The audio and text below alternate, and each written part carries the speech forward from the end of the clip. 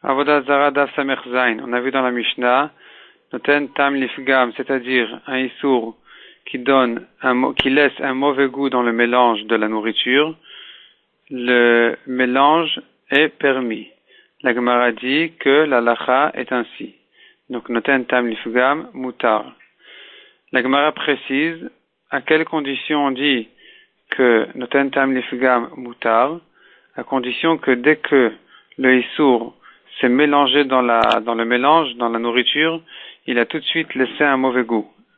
Mais si il au début a laissé un goût correct et que après le goût s'est abîmé, le goût du issour s'est abîmé, par exemple du vinaigre, disons dans la salade, quand la salade est froide, donc ça va, ça laisse un bon goût.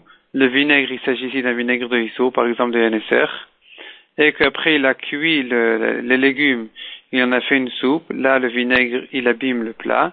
Dans ce cas-là, on ne considère pas que le vinaigre est un noten tam lifgam, on dit pas que le vinaigre ici a laissé un mauvais goût pour permettre le mélange, mais puisque quand il s'est mélangé, il améliorait le mélange, donc c'est devenu assour et ça reste assour même si après le vinaigre laisse un mauvais goût. Donc ne pas chercher cette solution d'aller cuire et chauffer le plat en disant que une fois que le plat sera chaud, le vinaigre laissera un goût désagréable dans la totalité du mélange, ça ne servira à rien, le mélange restera interdit. La Gemara précise encore quel est le dit dans un cas où le issour laisse un mauvais goût, mais la raison pour laquelle le goût du issour est mauvais dans le mélange, c'est parce que le plat est mal assaisonné, n'est pas suffisamment assaisonné. S'il était suffisamment assaisonné, eh bien l'assaisonnement aurait réparé, corrigé l'arrière-goût, le mauvais goût du issour. Est-ce que là on considère que sauf le issour a laissé un mauvais goût et donc il n'interdit pas le mélange? C'est ce que pense le deuxième lachon de la Gemara, le Ika d'Amré. Le premier lachon de la Gemara pense par contre que non, puisque le plat n'a pas été suffisamment assaisonné, donc on ne peut pas s'appuyer sur le fait qu'aujourd'hui le mélange du issour est mauvais dans le plat, mais on devrait évaluer quel aurait été le cas si vraiment le mélange avait été suffisamment assaisonné, puisque dans ce cas-là, le issour n'aurait pas laissé un mauvais goût, donc le plat est interdit, le mélange est interdit. Ce sont deux leshonotes selon Resh Lakish. Donc d'après le premier lachon, conclusion, d'après le premier lachon, dans un cas où le plat n'est pas suffisamment assaisonné et qu'aujourd'hui le issour laisse un mauvais goût, s'il était mieux assaisonné, il n'aurait pas laissé de mauvais goût. Selon le premier lachon, le mélange est interdit. Selon le cas d'Amré, le mélange est permis. Vient Rabbi Yochanan et nous dit trois halachot. Première halacha. Rabbi Yochanan, en réalité, il vient faire un peu de l'ordre dans les halachot de mélange de issour, d'un aliment interdit. Si vraiment l'aliment interdit se trouve dans le mélange lui-même, donc non seulement son goût, mais même lui-même, si la personne a mangé un kazaït du issour parmi le mélange, dans un temps de Keder Hilat Pras, qui est 2 ou 4 minutes ou un peu plus, il est Chayav Malkut. Si, par contre, on évalue que le kazaït de issour qu'il a mangé dans le mélange a pris plus que un Keder Hilat Pras, que ce temps-là de 4 minutes, il est Patour de Malkut. Ça, c'est dans le cas où il a mangé, où se trouve le issour lui-même.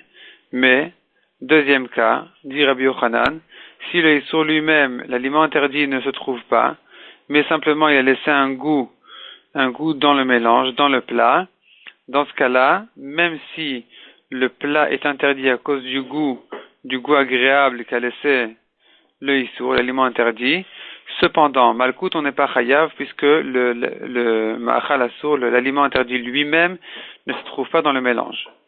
Troisième cas, dit Rabbi Yochanan, si le issour laisse un mauvais goût dans le plat, dans le mélange, ou bien ajoute même non seulement s'il laisse un mauvais goût, dans ce cas, le mélange est permis, mais même s'il ajoute un mauvais goût, par exemple, comme on l'a vu tout à l'heure, que le plat n'est pas suffisamment assaisonné, donc déjà le goût était pas très spécial, et c'est ajouté là le issour qui a renforcé encore le goût désagréable du mélange, puisque sauf aujourd'hui le mélange, le issour n'a pas amélioré le goût du mélange, au contraire, il est moutard, comme ce que on a vu dans le deuxième lachon de Resh Lakish, dans le cas d'Amré de Resh Lakish.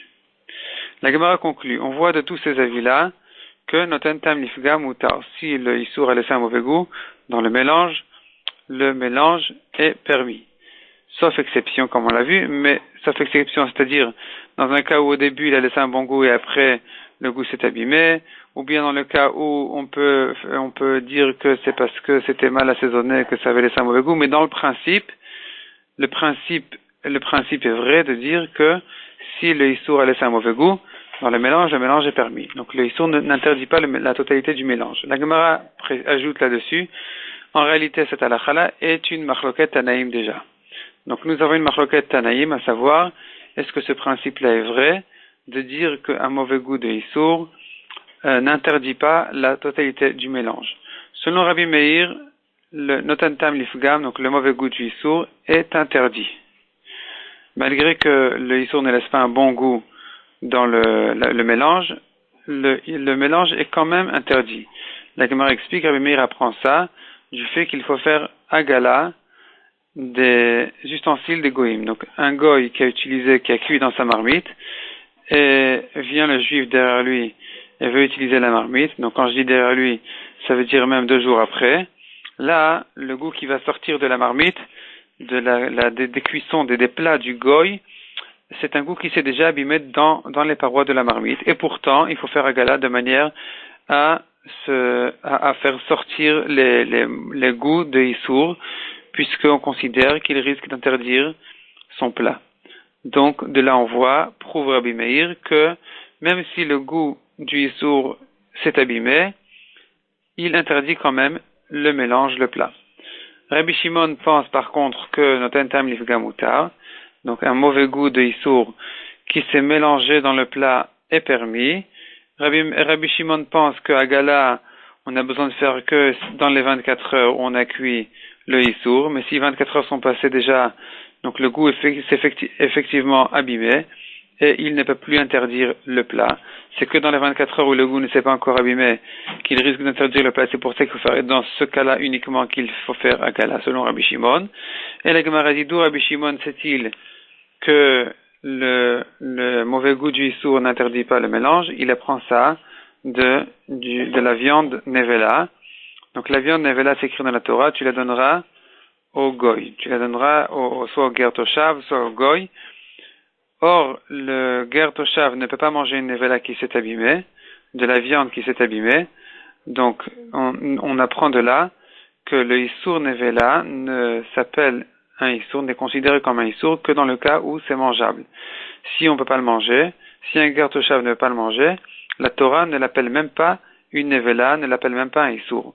De là, on apprend que n'importe quel issour qui s'est abîmé, il n'est plus un issour. Donc de là, tire Rabbi Shimon une preuve, à savoir que noten tam lifgam, si le issour laisse un mauvais goût dans le mélange, dans le plat, eh bien il est moutard.